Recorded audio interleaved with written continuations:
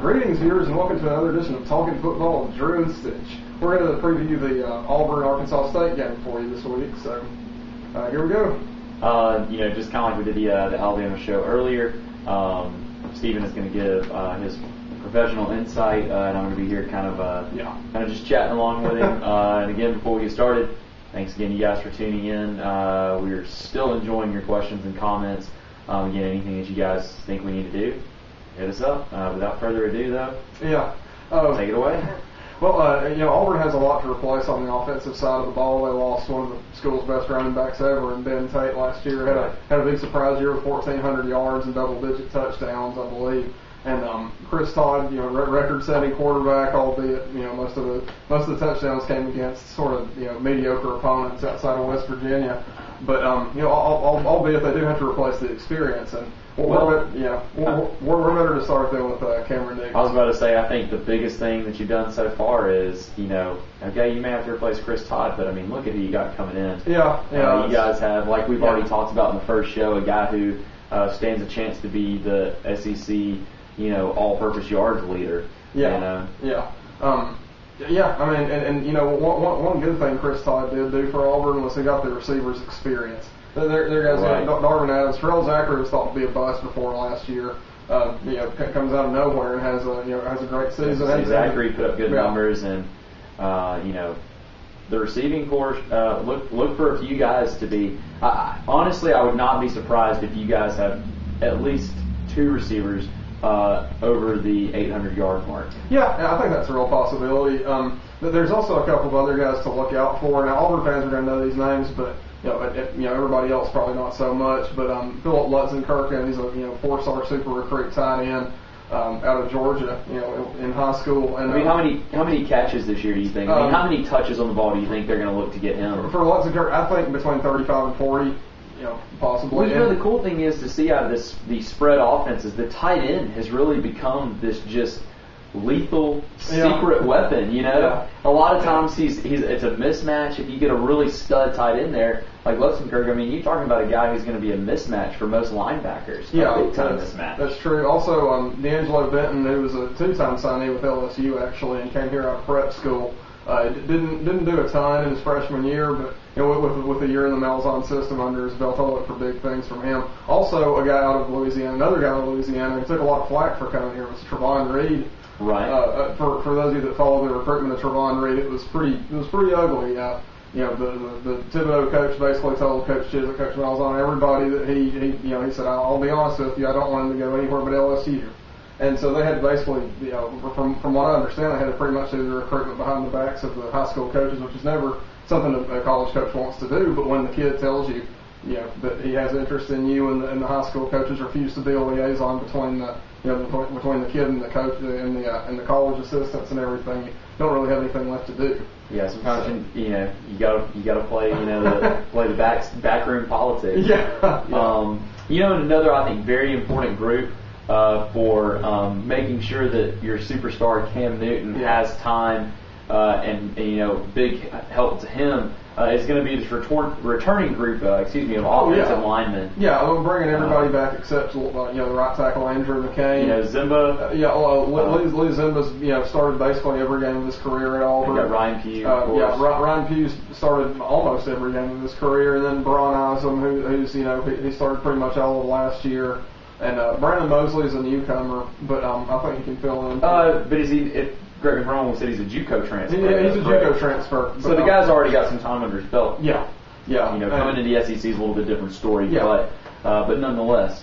Plus we've got a really good group of twos behind those guys, so it should be going to be a lot improved over last year because they won't have to play basically every snap. And the same thing for the linebacker corps. I mean, they're in the bowl game. Josh Vines and Craig Stevens, who are two of our all SEC caliber linebackers, they actually played 100+ snaps. Both of them did and not because they were and not because they were such great players we couldn't take them out, because there was nobody else to put in. So, and same thing for the defensive backs. I mean, we were with the injuries to Aaron Savage, Zach Etheridge. Everybody remembers that one from the Ole Miss game. When we were so thin that there was no one else. So we had guys that had never played corner playing corner, And yeah, and I think this year, the key is going to be again. There's no doubt about Savage and Etheridge, their abilities. It's just again that thing, kind of the same thing as Cam Newton. You just got to stay healthy. Yeah. The SEC, as everybody knows, that's a tough conference to have to play through. Yeah, and I'll give you the name of a guy to watch out for on the defensive line. His name's Craig Sanders. And he was a commitment to Alabama at one time, and ended up switching. And but I mean, every assistant coach I've heard talk about him says he could be, could end up being the school's all-time sack leader. That'd be something to watch. Yeah. Sure. If you look at pictures of him on Rivals, the kid, I mean, he's built sort of like Brian Urlacher. Almost looks like at one point had a shaved head and everything. So. We'll just have to see where that goes. But I mean, the secondary is going to be much improved. As will, hopefully all areas of the defense they finished nearly dead last in the conference. So it can't get much worse is the good news. Let's look ahead a little bit. Kind of talking about what we did in the earlier episode as far as Alabama scheduling San Jose State first. With looking ahead to kind of Penn State. How does this play into strategy? What are the advantages for Auburn, coming in and playing Arkansas State first? It's the obvious. It's like we talked about. You get to break in, Cameron Newton, his first start, be at home at Jordan-Hare Stadium with, frankly, a pretty bad defense. So he'll it's going to build his confidence. Yeah, big time confidence booster. That's the biggest thing, especially for a quarterback. For a quarterback to really be great, they've got to get those throws in, and they've got to be the timing. I think is going to be one of the biggest things. Really getting the in-game timing down so that when he does play a really quick, really talented defense, these quick hitting routes that Auburn's going to look to do. I think that it's going to have to hammer that out. Yeah, and they need a tune-up game before Clemson comes to the play. Yeah, absolutely. You got in 2 weeks. So there's that and. Michael Dyer, it'll give him a chance to get in the game early and get a lot of touches and stuff like that. And hopefully, get some significant playing time under his belt and just sort of see what happens from there. I look for him to be a big factor in the passing game, catch a couple of screen passes, and hopefully he can help protect Newton some. Is there anything else you wanted to add about Auburn at all, by chance? No, not really. I mean, just sort of a quick overview of the game. Well, something else that I wanted to kind of make people aware of, guys, it's a huge weekend in college football. We've got the SEC-ACC kickoff game this year with LSU, North Carolina. UNC is actually going to have a pretty good squad. A lot of their guys are suspended for that South Beach incident, so we probably won't ever know the full details of it. But, the real story probably will never come to surface. But, we touched on that, talking about South Carolina in an earlier video. So. And another big game, of course, the Memorial Day game. In case you guys are not aware, Labor Day. Labor Day. That's I think the 1800th time I've done that. The big Labor Day game, is of course we got Boise State, Virginia Tech. Yeah. This is a top 10 matchup. It is. First weekend of the year, man. That's killer. That's going to be awesome to watch. Yeah, for fans that follow college football for a while, the last time Boise State tried to do this, schedule a pre-team. I'm not going to bag on Oregon for last year's game, but the last time they tried to do this with like a southeastern type team was when they did Georgia in 2005, and they lost 48-13. So so this is again, Boise is. This year, Boise's goal is their strength of schedule. They're trying to position themselves, guys, to make a legitimate run to the national championship. If they beat Virginia Tech, and especially if they look good doing it, then it's going to take an awful lot to get them out of the national championship. Assuming they finish out the year undefeated, or if they beat Virginia Tech, they will. There's nobody in the WAC that can touch them. But barring some some injuries or something like that.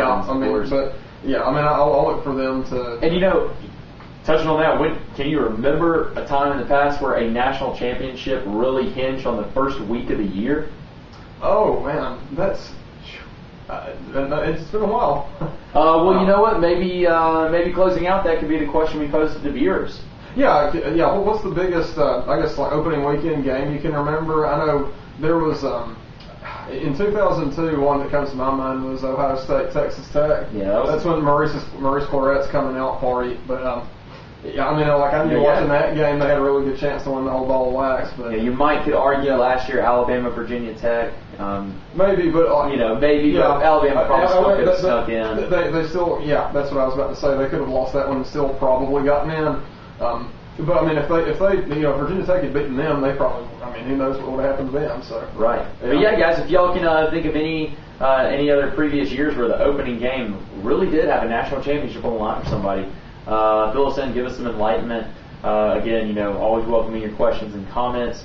And I'm sure Steven's got a free something special he wants to throw out there for you guys after this Auburn preview. Yeah, that's going to do it for us. And as always, War Eagle. And of course, Roll Tide.